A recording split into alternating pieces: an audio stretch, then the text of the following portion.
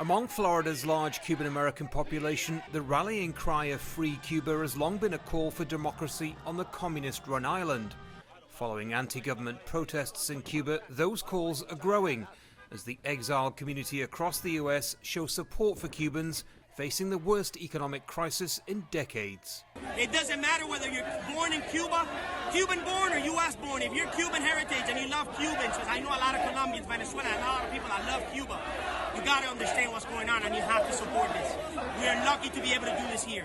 Emotions are running so high in Miami that some activists loaded up boats with supplies, planning to make the treacherous journey across the Florida Straits to Cuba. The US Coast Guard has warned against illegal crossings.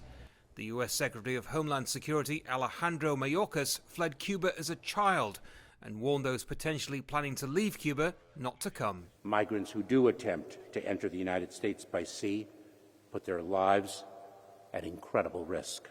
The waters in the Straits of Florida and the Caribbean are dangerous, especially now as we have entered hurricane season. People will die.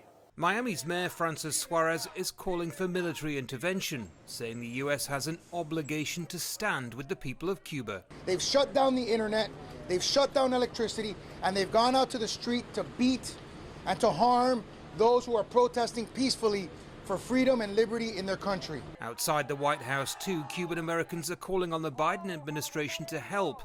Military intervention isn't likely to happen, but Cuba's actions are being condemned. Communism is a failed ideology, and we certainly believe that. It has failed the people of Cuba. They deserve freedom. They deserve a government that supports them, whether that is making sure they have health and medical supplies, access to vaccines, or whether they have economic opportunity and prosperity. The demonstrations in Florida and across the country look likely to continue, even as the pressure on the Biden administration to directly help the Cuban people grows.